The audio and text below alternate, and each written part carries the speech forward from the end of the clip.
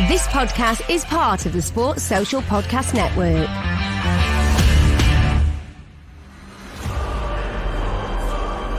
The champion, welcome, Danny Batten.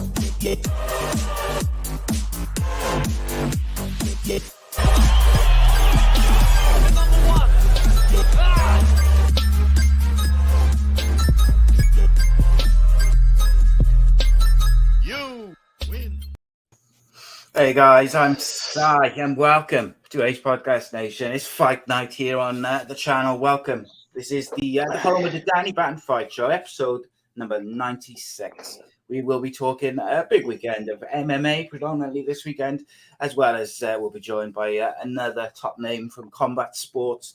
But as usual, you can get this podcast live on Facebook, YouTube, and Twitter at the moment. And of course, if you prefer your podcast in audio form, we are available now as part of the Sports Social Podcast Network. You can get not only the Danny Batten Fight Show, but all the content and shows produced by A.C.E Podcast Nation. So do check them out. That's the Sports Social Podcast Network, the UK's first all sports podcast network. And of course, don't forget to subscribe to that YouTube channel, click the bell for notifications, and drop a little like on the video. All these things help us to go further up the search menus and all that sort of stuff. Help us with the algorithms, as it were. But joining me, as ever, he is a former Cage Warriors champion, UK MMA legend. It is the old man himself, Mr. Daniel Batten. How are you, buddy? Yeah, all right, so yeah, another great weekend of MMA, Bellator and UFC we're treated to, and yeah, can't wait to get talking about that a little bit later. But good things before then, eh?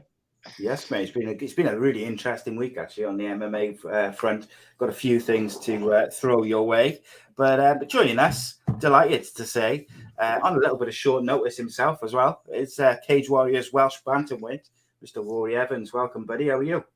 How's it going, boys? You right?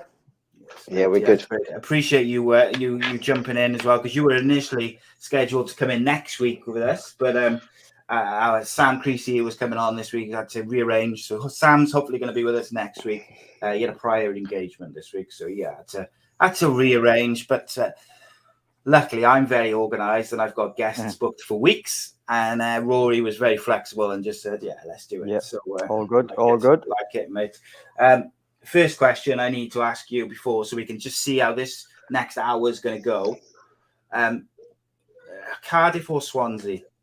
Swansea. Unfortunately. Right. Oh, well, then.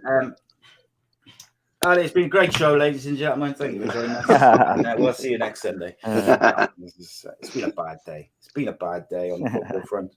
But I don't follow football at all. That's the main thing. That's the main thing. I think that's what I need to do, is not follow football, and then I'd be a lot happier. Yeah, therefore. But there we go. It is what it is, I suppose. So I suppose the first, normally I like to go back to the beginning of your career and stuff, and what got you into MMA, all that stuff. But we will get there. But I think I'd like to start with, obviously, you fought on the most recent Cage Warriors Trilogy, picking up a victory. How was the experience fighting on the trilogy, and just generally, other than your fight, just the experience of a trilogy? Yeah, it was quite a mad experience, because obviously in the middle of the pandemic and all that. And I just felt lucky to be fighting because, well, no, there were no shows on. Yeah. And it was a different experience. Obviously, you had to go up early, do all the testing, then you couldn't leave your hotel, and you couldn't even go down to the lobby. Like, do you know what I mean? If we wanted something ordered, we had to like go and find the runner to go and get us food, and so we couldn't leave the hotel for like 2 or 3 days until it was literally like the coach taking us to the venue. So that was a bit of a weird one. But then the whole my first trilogy fight, there was no crowd there, so that was pretty cool as well. I never fought in front of no crowd, like, you know. Yeah, new experience. Is it two trilogies you've done, didn't you? The last two. With no fans, and then the last one. Yeah, this it's a weird one, isn't it? Like, I suppose fighting with no fans is a very unique experience. But I would imagine, obviously, no one wants the circumstances to be what they are. No. But on the other hand, I'd imagine it's also something like which you're kind of glad you got to experience as well. Would that be fair to say? Oh yeah, 100%. Because like watching the UFCs when they didn't have any crowds and it was in the Apex and all that, and you could hear everything, hear all the strikes, all the shots, hear the coaching, and I just thought that it looked pretty cool. And then to actually experience it myself, then it was pretty cool. That was like. You're on a bit of a tear as well. Was it four fight win streak at the moment? That's a nice little 3 of those on Cage Warriors, and 1 on Adrenaline. But I mean, and to be fair to you, Wesley Meyer, I think is a pretty it's a good notch on the belt. Coming, as you're on this win streak and you're looking to push on, like Wesley Meyer is a pretty well-known name, isn't he? I suppose in the European circuit, in the local circuits, whatever you want to say. Yeah, 100%. What was your preparation like? Did your preparation for the one without fans and the one with fans, was it any different whatsoever? Not really, no, because they were both for Wesley Meyer, weren't they? Cause I was meant to fight him, and then he pulled out. That's so right. But I was basically prepping for him for 2 fights because he only pulled out, I think, the week of the fight. So I only had the new opponent for like 5 days or whatever it was. But yeah, the preparation was just like, you know what his game is. He's not going to wrestle. He's not going to grapple. He's just looking to beat you up in the feet. He's quite aggressive and explosive. Calf kicks. So a lot of checking, just not so much checking, just making sure my knee was pointing in the right direction. So if he did kick you, it was going to hurt him as well as hurting me. And obviously a lot of wrestling because I want to implement my wrestling on him, and we knew he tired as well. Like, so we just wanted to gas him out a bit as well. Like, Yeah, for sure. And like that, Jimmy Fowler, who you took on short notice, like a week short notice. Like, how was that in terms of, like, obviously you had 5 days notice, I think it was 6 days notice. I think he was unbeaten, wasn't he, as well? If I remember correctly, I think he was 3-3 at the time, I think. It's going off the top of my head. It was his pro debut, to be fair. Right. Yeah. Okay. I think he was like Cage Warriors Southeast champion amateur, right. And then he made his debut.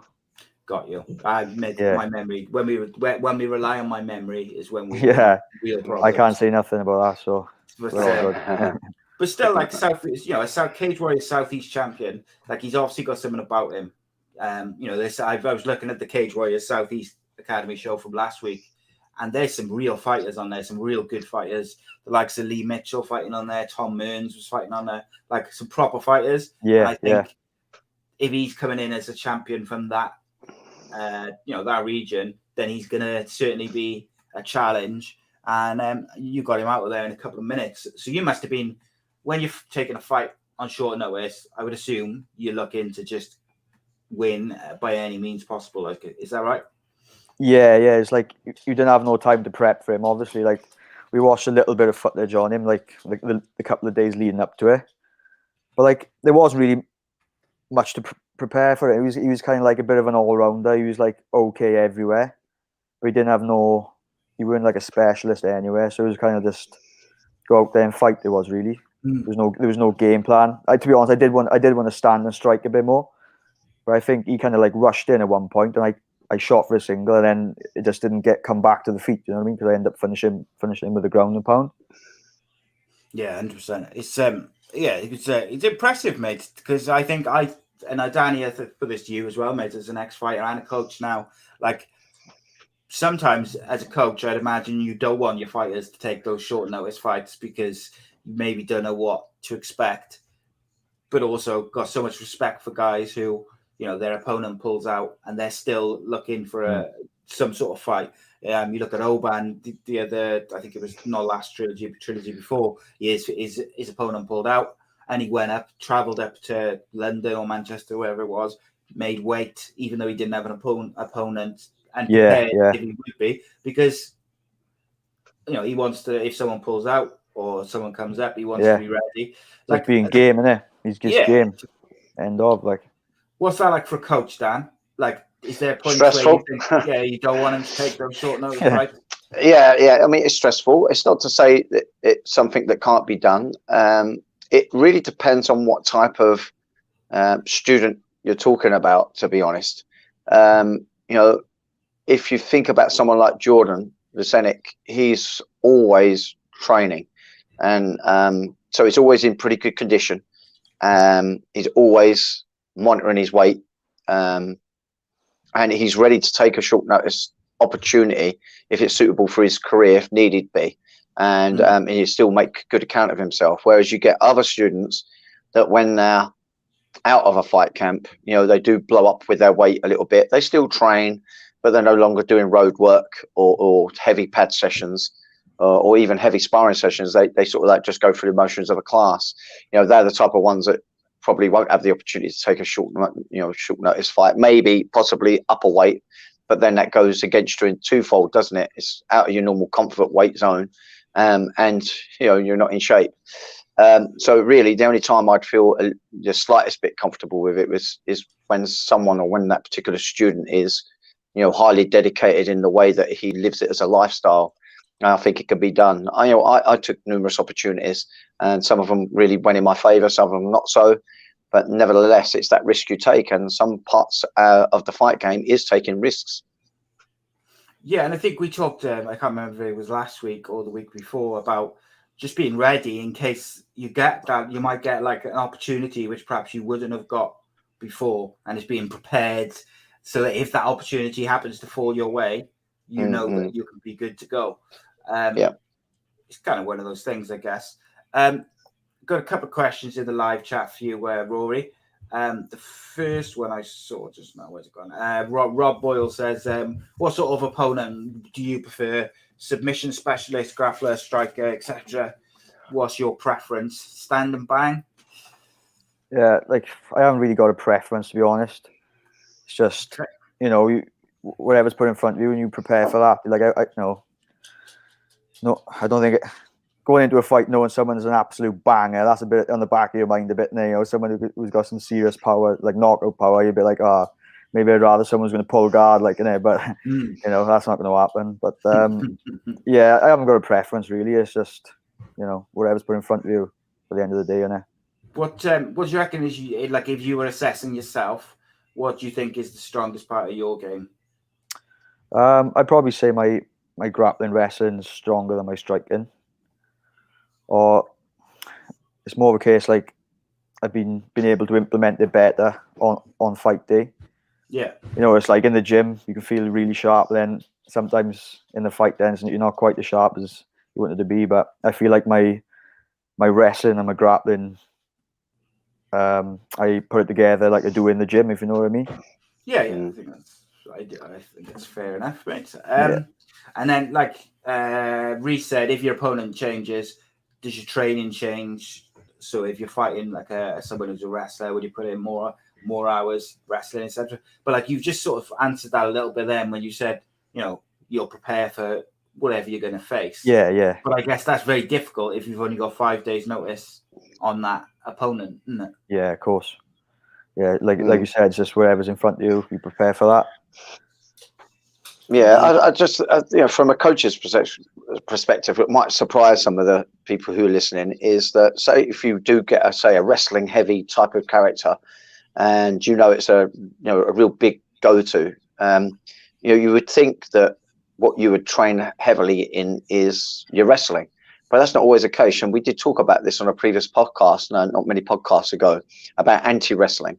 You know, that's where a lot of footwork and avoidance, you know, if you train a fighter to be defensive against, say, these Russian style wrestlers, and try to like dig under pummels, and you're now wrestling.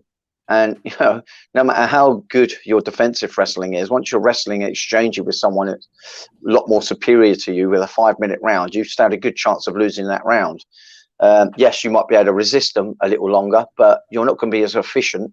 You're going to be fully defensive, and you're going to be burning up more energy and not looking good on the scorecard. Yeah. So in aspects of having someone in that situation, you would actually train something in the opposite. You'd be working your footwork with your striking combinations, angling off, not to center line yourself, where you can get easily picked up on a waist grab or the lead leg and so on and so forth. So you do a lot of circulated movements. Yeah, 100%. I like it, mate. I love the different ways of looking at it, like from a coach and a fighter, and just the different perspectives and stuff. I enjoy it, mate. I could sit here and listen to it all night, and I will. So if we take you back, Rory, right back to the kind of start of your journey into martial arts and combat sports, like how old were you when you first got into it, and why did you get into it? I think I started jiu-jitsu 15, 16. I think it was 16 it was. So obviously I started jiu-jitsu first, and then in the Chris Reese Academy. And I kind of went down with the kind of MMA in the back of my mind. Obviously I'd done a good year and a half of jiu-jitsu, and then I kind of naturally progressed into the MMA side of things then. And then... Was this something like, did you have like an interest in MMA before you started going down there? Or was it just something I wasn't at a stage where I was like watching the UFC every weekend, but I was kind of aware of MMA. I would kind of like, I want to do that, but I wasn't like a big fan at the time. Like I said, I went to jiu-jitsu with MMA kind of in the back of my mind, and then I just progressed then. Yeah, I like it, mate. What about in terms of other sports, mate? Was there any other sports that you were interested in, like as a kid and that? I absolutely. Sorry, I absolutely loved rugby when I was young. I played from, I think, about 7 or 8 until I was about 18. So they crossed each other. Do you know what I mean? Crossed over. Yeah. And then I was playing flanker as well. Like obviously I'm a bantamweight, so I'm not a big guy. I was playing flanker. So they're usually about 6'4" or whatever they are. Mm-hmm. And it was getting to the point where like I was getting beat up on the Saturday in rugby field and trying to train in the week. And it was getting to the point that I had to kind of pick and choose. And the rugby wasn't going anywhere. I was way too small. And I just fell in love with jiu-jitsu and MMA in the end and picked that. Away you went. Was there like with the MMA and the combat sports training, did you have friends, like day-to-day friends who were also doing it, or was it something which you sort of went off and did on your own? My good friend, and he's now one of my jiu-jitsu coaches as well. He started jiu-jitsu a bit before me, and he's a lot older than me as well. And he kind of took me down to the Chris Reese Academy, and then so he got me into it. Di Evans, shout out, Die Guns. Mm-hmm. And he got me into it, and that's that. Never look back. Yeah. So you knocked rugby on the head then when they started to clash or interfere with each other, I suppose, was it? Yeah, I knocked her on the head, and then when I was about 19, then I went back and played the charity game. All right. Was it brutal? Yeah, I tore my ACL. Oh, yeah, I played 75 minutes. The last 5 minutes, someone sidestepped me, and my leg just went pop, and then that was the official. Like, I'm never ever playing again. Do you know what I mean? That was like a year and a half out of combat sports, and it was a nightmare. Yes. One of the worst you could do in it, like your sort of ACLs and stuff like that. Yeah, because it doesn't matter how hard you try and do the rehab and stuff. Didn't something like this happen to that Wade Van Heekerk or something? I think that's how you pronounce his name. If the 400-meter world record holder, he did like a celebrity style rugby match or football match. I think it was rugby, and he'd done his knee as well. same sort of thing. And then he's tried to come back in the Olympics and that couldn't even get to the final. When you think that he's the recent world record holder, doing your knees are pretty serious, especially being a runner. I think in MMA and martial arts, it's obviously a dramatic occurrence, but it's something that you can recover from. Doing these charity things, man, you have to pick what type of sport you're doing. Yeah. Oh, I know. There's been a few over the years, actually, but particularly guys, not so much younger guys, but guys who perhaps are coming towards the end of their playing careers or their athletic careers, and then they've done like a charity game or whatever, and had like quite a serious injury, and they've never quite been able to get that full sort of recovery in. But look, it's one of them, I think match fitness is a real thing, isn't it? At the time, I felt really fit. I was doing loads of jiu-jitsu, MMA, and everything. And then you're trying to play a game of rugby, and against, to be fair, 3/4 of the team are probably like overweight, smoking and drinking. Do you know what I mean? And then I was just gassed. My legs were gone, and that's probably why my knee went then. There wasn't match fit. You know what I mean? Not used to it. You're not, because rugby's so physical as well. Like you're not used to the hits and stuff. Even that's it. Yeah. Combat sports is just a different. Yeah, it's just different type of hits, and from both of them. And sort of running in a forward trajectory and then switching directions as well. That's all heavy on the old ligaments, and it's not such a good thing.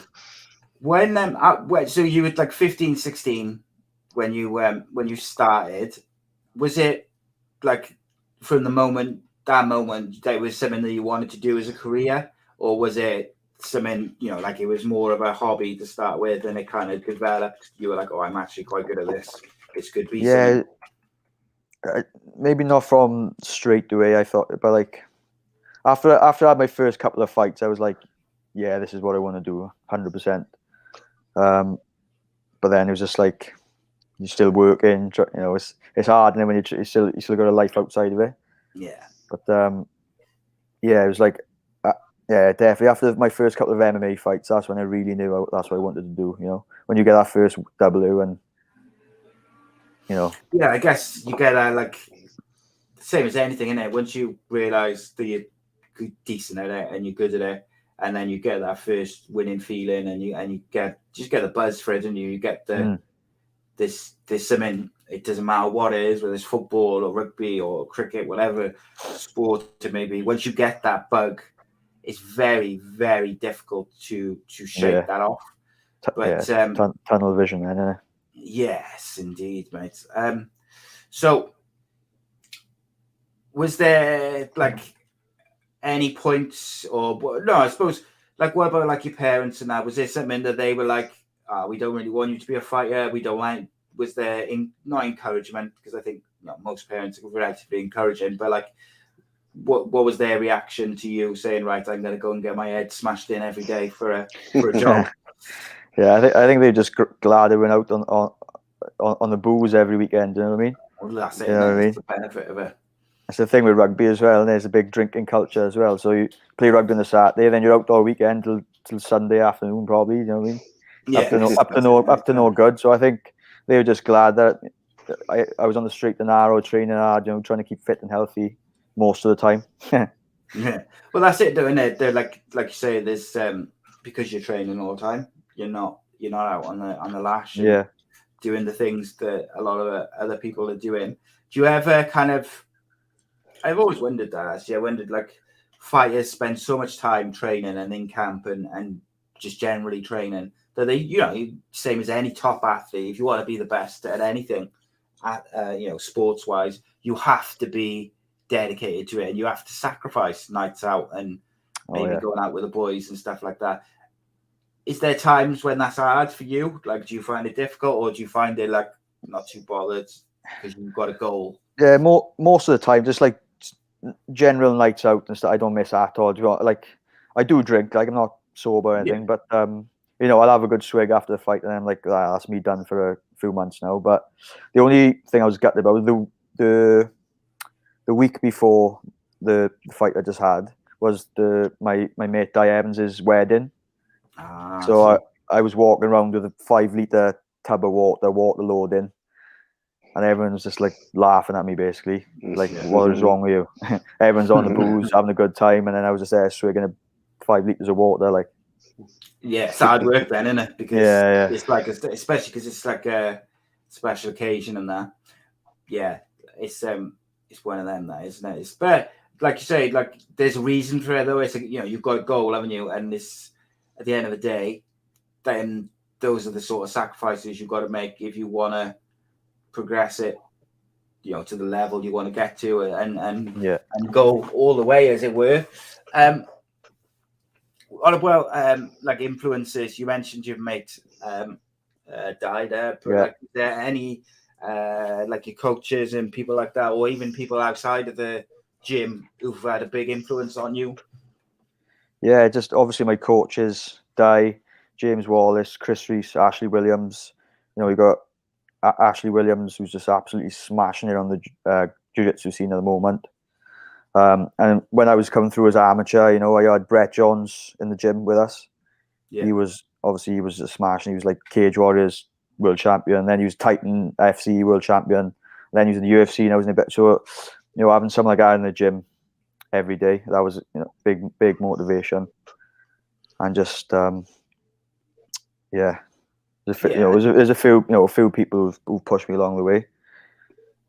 Training with the best every day. It does nothing but help you, does it? It improves every aspect of your game, I'd imagine, like whether it's even technical stuff or your attitude, whatever it may be, your motivation. You're always going to be pushed on when you're coached by or training with the kind of very best.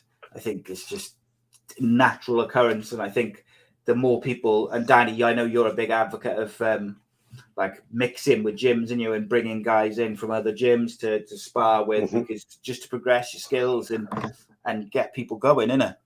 Yeah, we're very, very open.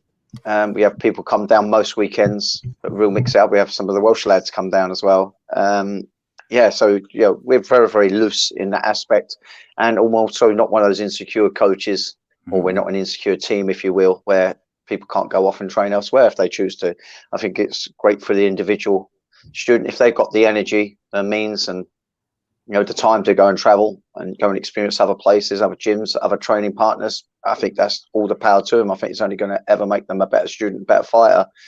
So but that said, I think the thinking process of an MMA fighter is very, very different, as we've come to realize, say, with the boxing community, in that people can have history training with each other, such as Luke Shanks and Sam Creasy. They're pretty good buddies in retrospect, and they are fighting it out for the world stage on Cage Warriors. I just think it's a good thing. I kind of understand, I suppose. I've experienced it in my training career as a student, as a fighter myself, where I've had coaches where they wasn't too pleased when they found out I went to train jiu-jitsu, and very, very strange affair as it was. But I'm talking like a long time ago, when jiu-jitsu was kind of new in the scene, back in around about 2002, 2003.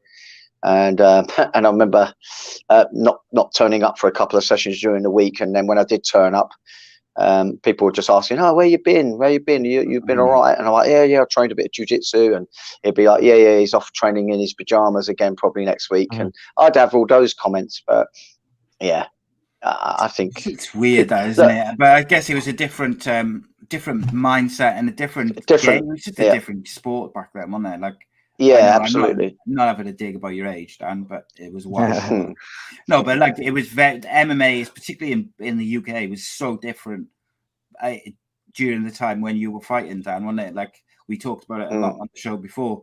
Like, it was just a very different mindset in how the mainstream people viewed it, how people from who weren't involved in the sport or didn't watch, how they viewed it.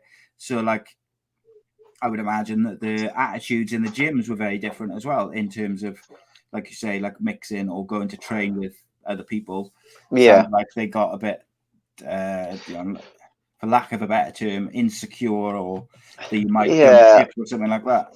That's right. Yeah, there was a bit of that going on. Yeah, it was a very, very different time. I think people like Rory probably don't realise what fighters were going through just 15 years ago, but none of us would be stepping in a cage until fight night, because there was no cages in any gyms to train in. So trying to learn your cage craft, so to speak, was done up against a padded wall. which does do a good job of sorts in emulating that. But it was trying to improvise a lot of things really, and it was just different times. I mean, we got by. But my goodness, all on a plate for you youngsters now. It really is. It's a very, very, very different time. But it's not a bad thing. In fact, I think it makes it a lot harder to achieve now because people have got access to so many different variants of good coaching. I mean, they do come with different perspectives and stuff, different coaches and different teams, which still keeps it really, really interesting when you're going up against other clubs and what have you. But there's so much available to everyone now. And the question I was going to ask you, Rory, was that we're getting so much success now, especially with you guys in Wales as well. And we're getting so much success by training and not even having to go to train in America or anywhere else for that fact. I think back along in only recent years, really, I think it was always considered that if you was going to go to UFC, you kind of want to try and get out to America and try and live there and try and train. Yeah. Do you feel that you've got what it takes with all the resources you have on your doorstep regards coaching and training partners to take it to their highest order? Oh yeah, without the doubt. Like the level of training you can get in Wales now is just incredible. And like you were saying earlier about the ability to go to other gyms and train without any politics, so to speak. Like I've been going up to Show MMA for sparring. They come down sometimes. We have like in the other gym I train in KGB in Port Talbot on a Friday. Like we have boys from the Matt Academy and the Show MMA. A few of the boys will be all meet in the same gym, so we're all training together. So like we're all pushing each other rather than kind of like competing as like, we wouldn't be the best gym in South Wales, whereas we're all coming training together and just trying to push the Welsh fighters as a nation rather than kind of competing against each other. Like I think amateurs, like we should all fight they should just fight each other, and it is an amateur, but our pro, I don't really see why Welsh fighters need to fight each other when there's so many many other fighters out in the UK, and when we're all training together as well. I read a really good book, funny enough, while we were on the subject of like the gyms that are open and gyms that might be more closed off. The Lions Den book, and it's done by Ken Shamrock, and it was all about how that they had all the top fighters at the time all in house. They would train insane cardio routines, strength routines. Obviously, had striking format coaches there, wrestling and so on and so forth. But what they did was they was top of the tree for a good number of years, say 5 years or so. But because they stayed so closed off from everyone else started to evolve. Were mixing and mingling, but they stayed closed off from everything and just kept doing the same thing that was working at that time. But as the 5 years stretched in towards a decade, suddenly their style become dated and suddenly they weren't achieving anymore. I just think any club that stays closed off will always hit its wall, so to speak. They're going to reach so level. You've definitely got to be open-minded, and you can't be politically stiff. I just don't think it suits. 100%. Yeah, and I think it's the same with any sport, isn't it? Like you've got to evolve, and as the sport changes, and I'm going to talk about this a lot on the show I do tomorrow with regards to football. Like there's, just as an analogy, there's football managers now, like Mick McCarthy at Cardiff, like Jose Mourinho, who play a certain way that 10 years ago worked, but where the sport has evolved, they haven't. They're still trying to play the same way, and it doesn't work anymore because the game's changed, the game's quicker.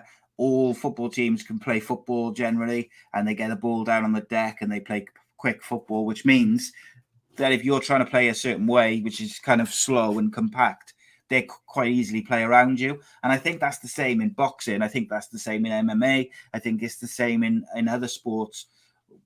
As the sports change, you have to adapt and evolve. Like, Dan, how many times have we talked about the UFC? Whereas, in those early UFCs, it was all, this guy's a striker, this is Gracie, he's grappling.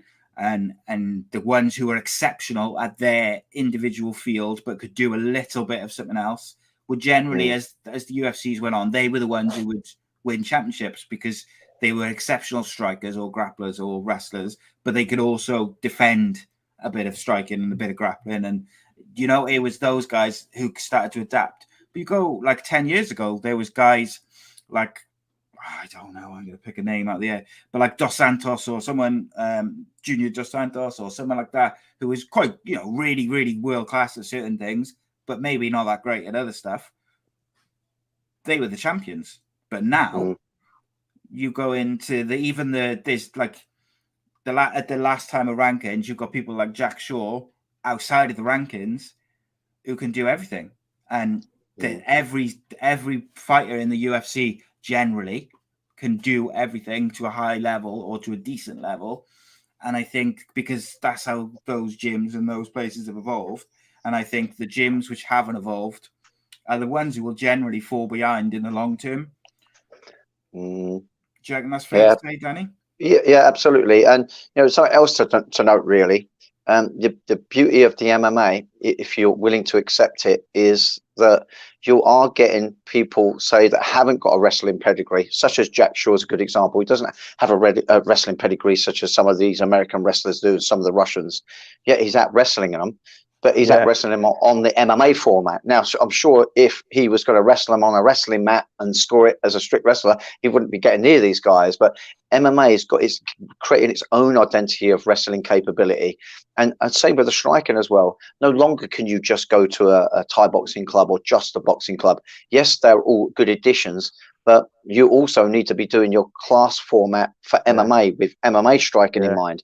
Now, there's a different range in MMA. You know, you're slightly further apart. You can't just expect to fight in the pocket like boxers would, as an example, because you've got leg kicks to worry about. You can't stand that close because you might have a wrestler to worry about. So the range is different. So indeed, a lot of the forward-going combinations now are done with steps forward rather than shuffling forwards in your strict form. You've got to learn to fight both sides. You can't just be a southpaw or orthodox. You've got to blend your combinations as you go forward to cover that extra range and distance, particularly in your sort of weight, Rory. I mean, if you have a look in UFC at your weight division and below, my goodness, it's whole different MMA, different crazy, MMA from the heavyweights. The level.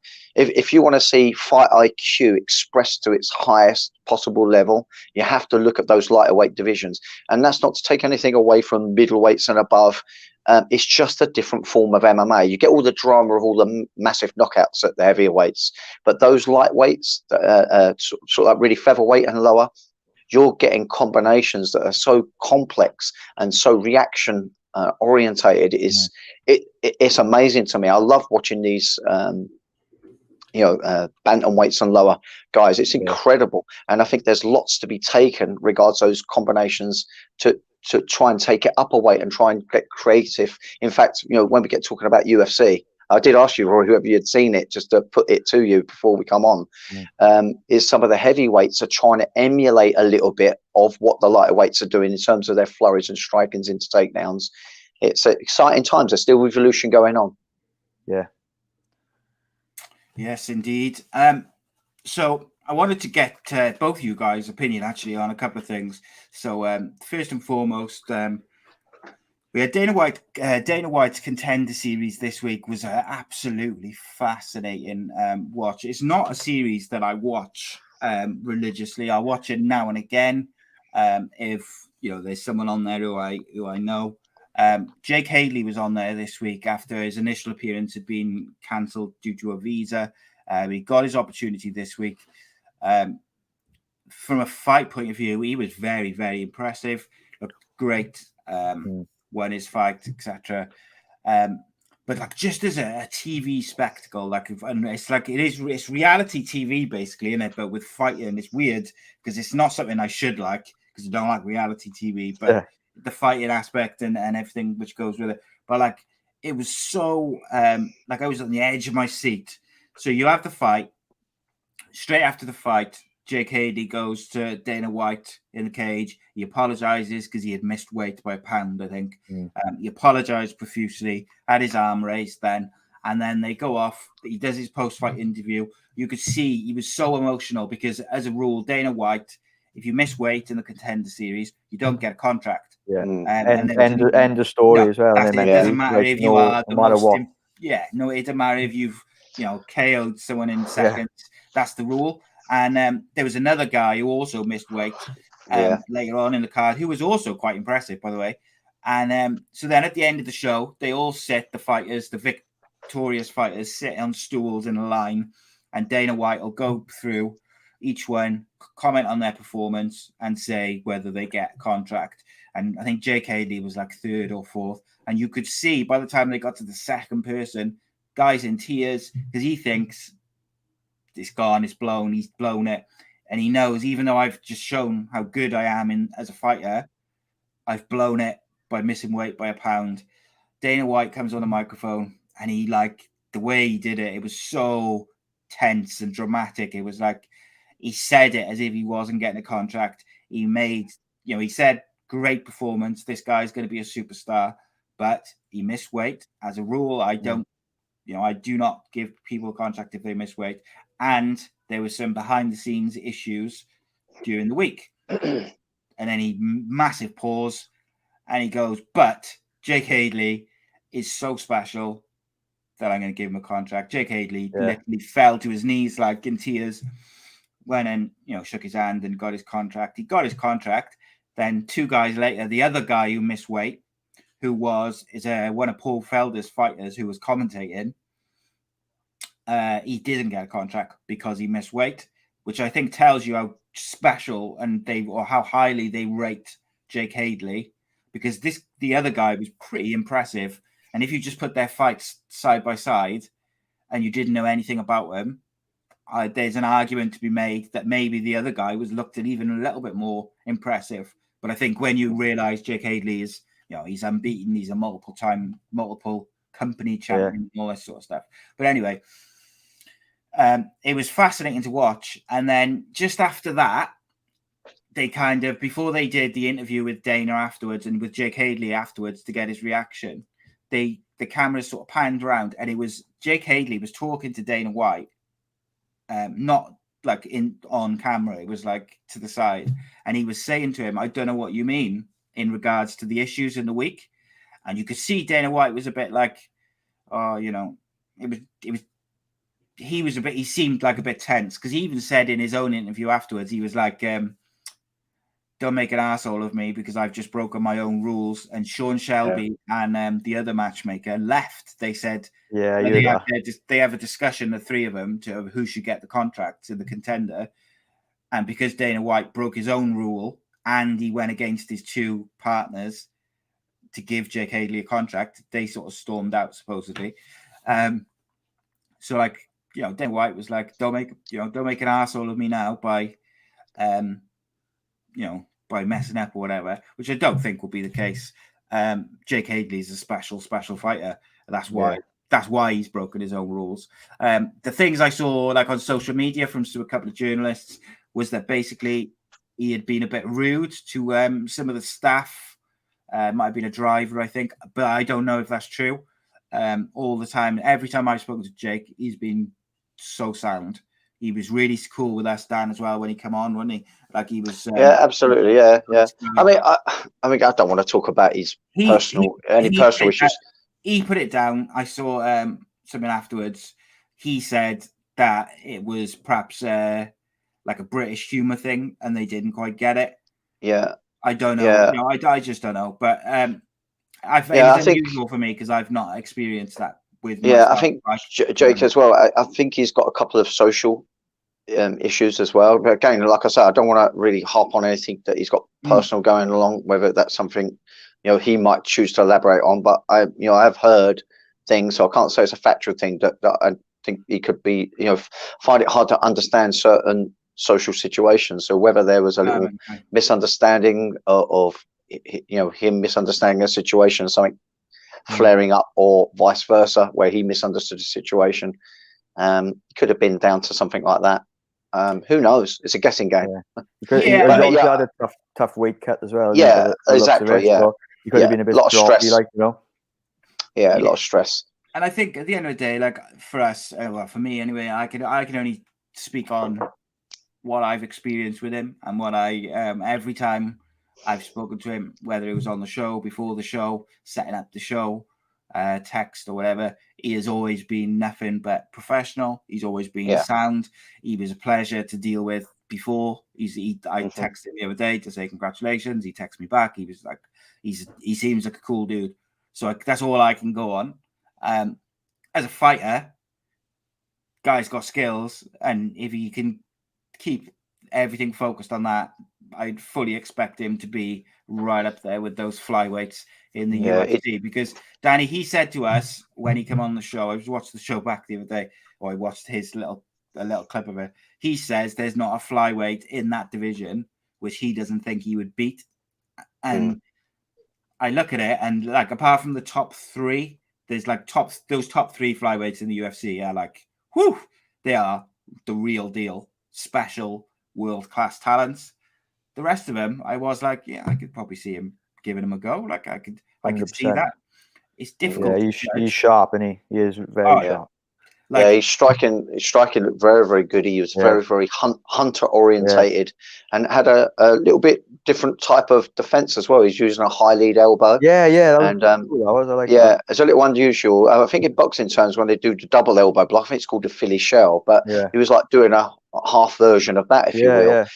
The only thing that could get him caught out on is, with a couple of guys that can string together the striking combinations into shoots, is it could see him giving away his hips and legs away to a real sharp shooter with regards to takedowns. Because it does blind him a little bit for any potential level change. If you're defending that way and someone's going to just do stepping forward flurry of punches that are not meaningful punches just to get you backing up and get you cover like that, they might be able to dip underneath him. In fact, it did happen in his fight. It's just I don't think the guy, what was his name? Raposo, I don't think he was too accomplished on the grappling skills and got himself in a bit of difficulty, even though he was on top of Hadley. He looked sharp with his back, didn't he? Yeah, absolutely he did. Back, you thought he was going to finish it there and then. That's right. Quick, wasn't he? He's only Dan. That's right. Because the Paul Felder was saying, like, I can't believe he's only a purple belt with skills like that. Because you could see straight away, as soon as he was on his back, like Rory just said, he was looking for a way to finish that fight. Not sure. Yeah, he was. I do put that down partly because Raposo just looked very unaccomplished on the ground. So a purple belt. If you really look at what a purple belt really is, they're everything of a black belt. It's just not quite so seasoned and don't quite make as good of decisions as a black belt. But someone of a purple belt level is really, really good, and they can go real far. In fact, it's not been unheard of to see people with purple belt winning UFC world titles. I don't read too heavily into what belt status you are. Because it's going back to what I was saying. You're getting British guys out wrestling top wrestlers. MMA's a different sport of its own right in terms of its identity in grappling, wrestling, and striking. The other thing, Dan, as well, is like the way I tried to explain it to someone. I had a bit of an argument the other day, not like me. I had a bit of a spat with someone on Twitter the other day about with some American guys, not like me at all. With some American and you know what this is? Si's got some MMA backing in terms of friends now, and he thinks he can argue with anyone. I was arguing on basically saying like Jake Hadley and Paddy Pimble are going to go very far, and these guys were like, "Oh no, they're not. Brits can't wrestle this and that. They can't grapple." I was like,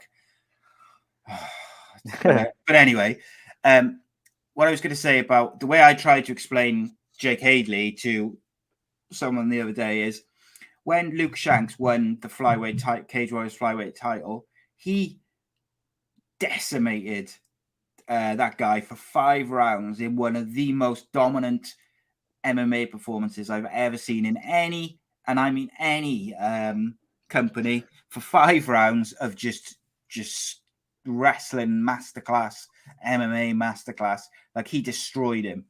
It was so one-sided. It was unreal.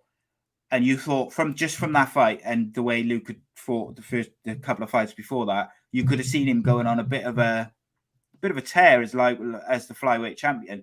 Jake Hadley was his next fight. And yes, there was, obviously we've talked about before, like Luke took some comments a bit personally and he got a bit emotional and made some errors in that fight. But Jake Hadley not only struck very well and he did his grappling very well, but his wrestling defense was very, very good against Luke Shanks, who's what I would class as a pretty good wrestler, you know.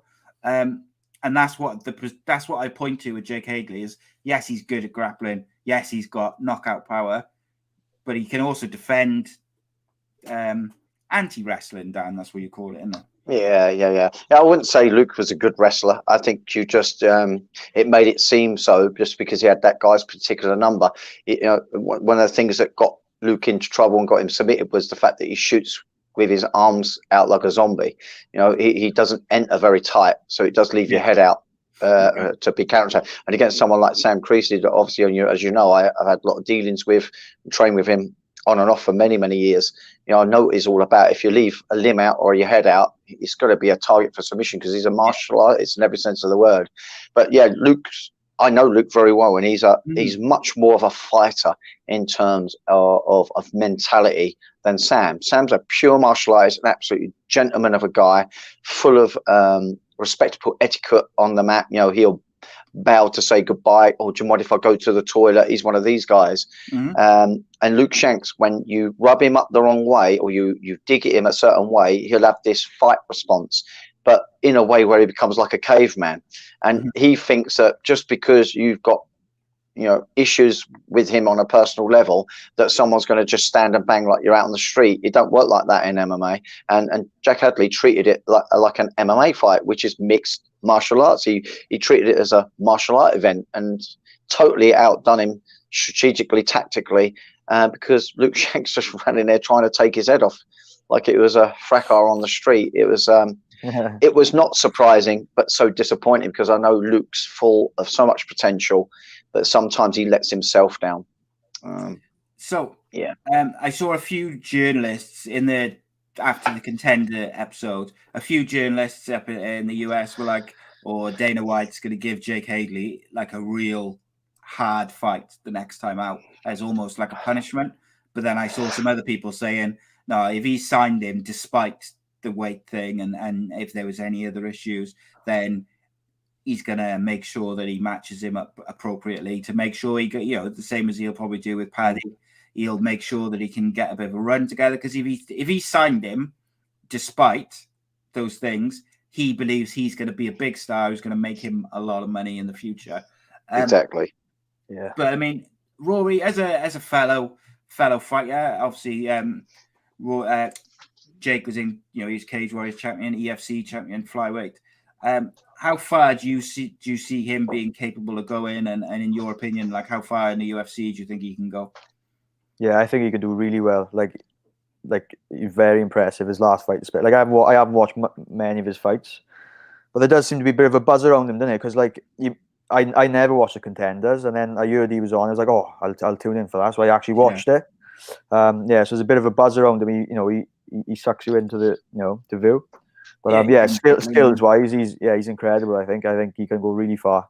Like you said, the top three in that division is going to be very tough. But I do think he can definitely get up there in the mix with them. Absolutely, and it's almost like a race now, isn't it, with the UK guys? Because there's like 4 or 5 really hot prospects, highly rated prospects they're almost like in this race to get up into the rankings. Like you've got Jack Shaw at bantamweight, you've got Paddy Pimble at lightweight, you've got Jake Hadley at flyweight, and then of course you've got some of the guys who've already been there, like Corey McKenna, and you've got Arnold Allen and Leon Edwards and Modestus is still there at the moment. It's fascinating to see because there's some of those names, pretty much all those names that I've just mentioned, they are so highly rated by people who we speak to, Dan, from the British scene, coaches, fighters, media people. They all, like, you talk about any of those people that I just mentioned, and they kind of light up as they're talking about their skills and their abilities. So it's really exciting for British MMA fans in terms of the UFC. Rory, just to finish us off, mate, I'm going to ask you one question, which I want you to answer as honestly as you can, and then we play something called the one word game. Basically, I just give you a list of names from combat sports, and you just say first thing which pops into your head when you hear that name. But my question is, who do you think has got the most or is most likely to become a UFC champion out of these three names? Paddy Pimble, Jake Hadley, and Jack Shaw. I might be biased because I'm Welsh, but I think it's Jack Shaw by a country mile. I think, but you know, his 4 performances already have been ridiculous. And like you were saying earlier, like I think not his last fight, the fight before last, he was fighting an NCAA Division 1 wrestler, and he just out wrestled him. Yeah. And then he fought I think a Russian wrestler. The next fight was there, and he out wrestled him as well. So I just think it's got to be Jack Shaw, 100%. I think that the fight before last was when I think people finally realised that there's some British guys who can wrestle. Because I remember I think it was Daniel Cormier saying, kind of gone are the days where the British guys would come over, and as soon as they faced a wrestler, they'd come unstuck. Yeah.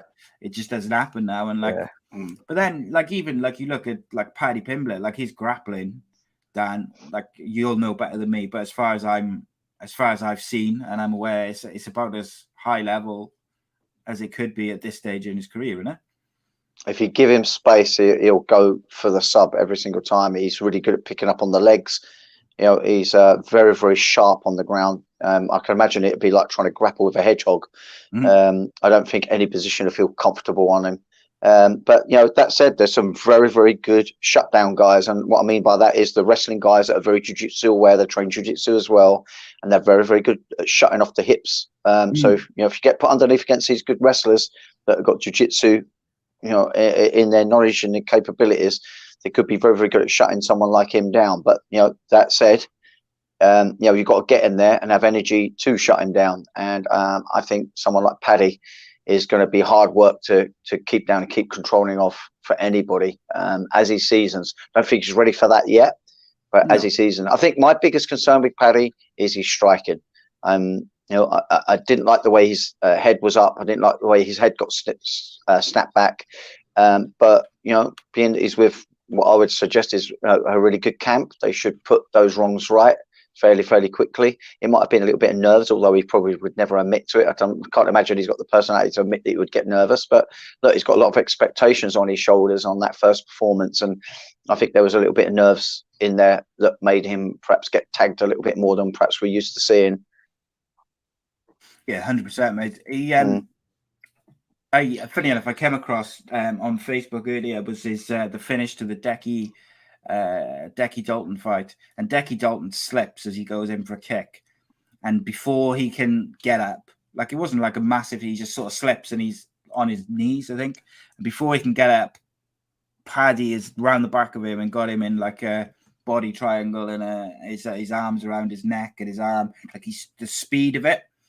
And I just think if you give him a chance, if you make a mistake against him, I think he's the sort of fighter who will punish you before you even realize you've made the mistake. But like you said, his chin was up in that debut fight in the UFC, but he also showed he can take a shot as well, which is, you know, I think that's not a bad thing. It's I saw a few people saying that it's probably, he was you could see he was nervous anyway, even if he wouldn't say himself. You could see he was, you know, he was amped up, which is normal. I suppose now that he's got his multi-fight deal and he's got his first win under his belt, you'd expect to see improvements with each fight, I would have thought. Yeah, of course. And as he gets comfortable for this sort of like the highest level stage, you know, his pressure performance will increase naturally. So yeah, I'm sure he's on the road to becoming an ever more dangerous, ever more complete Paddy Pimble. And I look forward to watching the process. I think he's good for the sport. I think he brings a lot of good character to the sport, as did Conor McGregor. I think he's very, very similar to him in the attention that he brings. He's certainly not similar to him in his actual approach. You know, he's very, very cocky, very, very confident, but he has his own personality. You know, I think he's spice to him. You know, yeah, I think he's confident, but he's a bit more humble, if that makes sense, than McGregor perhaps was. But I also think that they both, them two and Jake Hadley, do something that Conor McGregor does, and that is bring people to watch. Like the three of us just said, Absolutely. we don't watch the Contender series, but we all watched it this week Yeah. because Jake Yeah, Hadley it's was good. on it. And I dare say if Paddy Pimble had been on it, I probably would have, well, I would have watched it the same. And I go as far to say the same as Jack Shaw. Jack's getting a bit of a following in America as well, which I think is fantastic to see.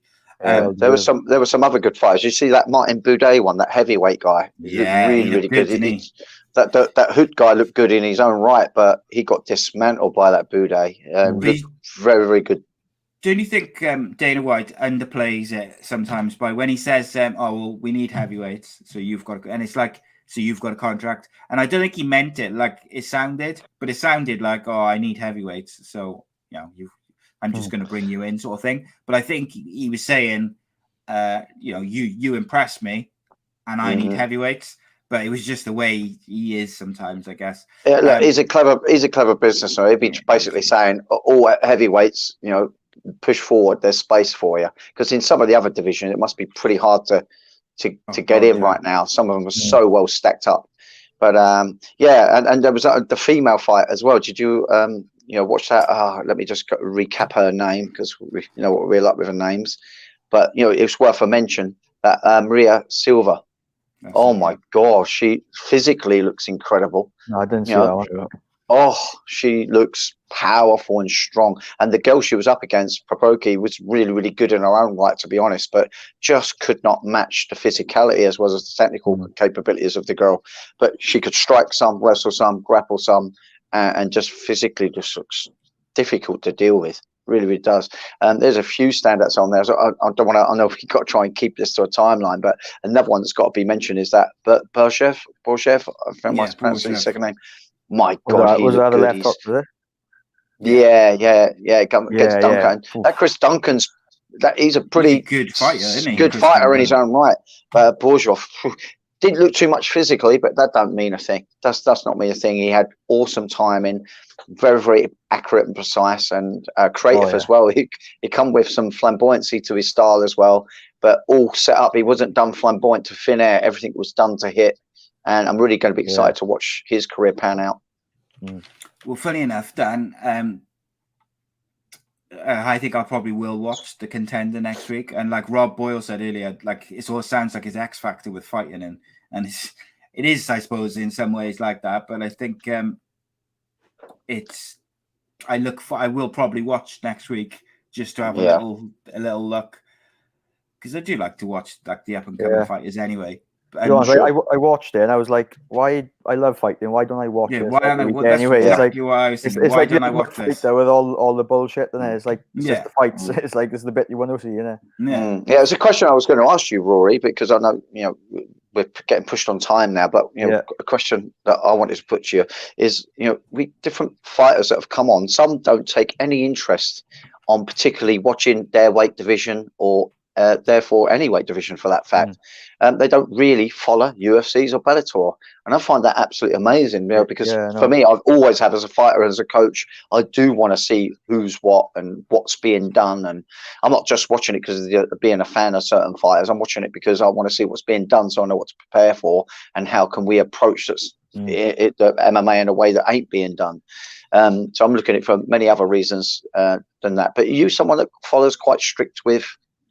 Oh yeah, I watch it every week without fail. Like I said, this week I've been up in a grappling competition today, coaching, so I haven't caught up with it yet. But but it's like you were saying earlier as well. It's like the evolution of the game as well. And if you're not watching what the top pros are doing, then you're missing out on the evolution as well, aren't you? Yeah, I agree. 100%. Right. Rory, one-word game with Rory Evans.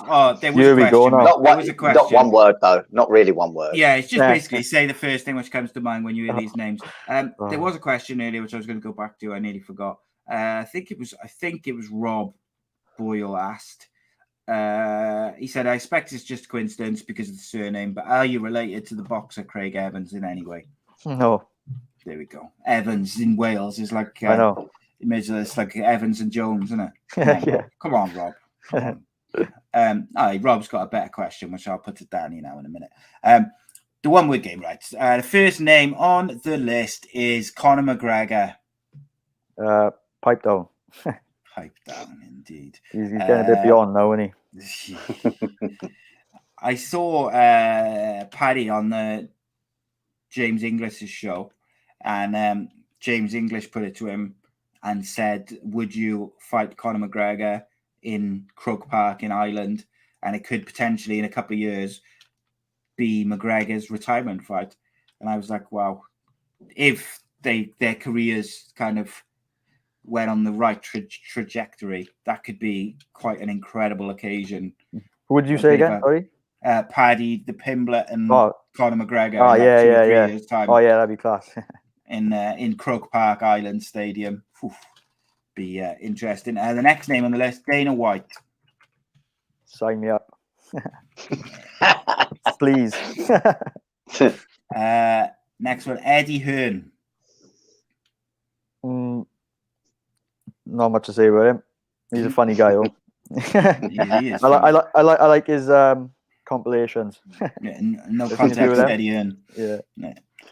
Jake and Logan Paul. I'll definitely box them for a couple of quid. Canelo Alvarez.